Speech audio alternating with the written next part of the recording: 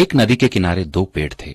उस रास्ते एक छोटी सी चिड़िया गुजरी और पहले पेड़ से पूछी, बारिश का मौसम शुरू होने वाला है, क्या मैं और मेरे बच्चे तुम्हारी टहनी में अपना घोंसला बनाकर शरण ले सकते हैं?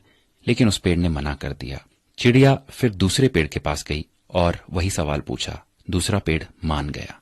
चिड़िया अपने बच्चों के साथ खुशी खुशी दूसरे पेड़ में घोंसला बनाकर रहने लगी।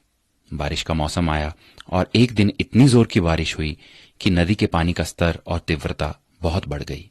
इसी दौरान पहला पेड़ जड़ से उखड़कर पानी में बह गया। जब उस चिड़िया ने उस पेड़ को बहते हुए देखा तो कहा, जब मैं तुमसे अपने और अपने बच्चों के शरण के लिए आई तब तुमने मना कर दिया था, तो अब देखो तुम्हारे उसी रूखे बर्ताव की सजा तुम्हें मिल रही है।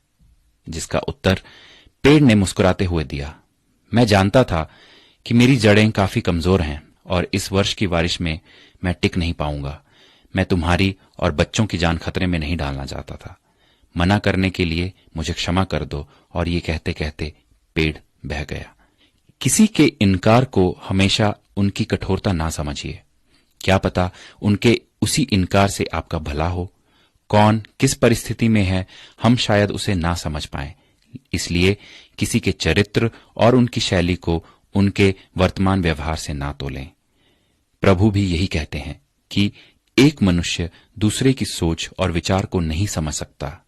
स्वयं प्रभु ही है जो मनुष्य को उसके हृदय से जांचता है, ना कि उसके रूप से। तो आइए दूसरों के बारे में ऊंच नीच से ना सोचकर सबको प्रेम और भाईचारे की नजर से देखने का प्रयास करते हैं।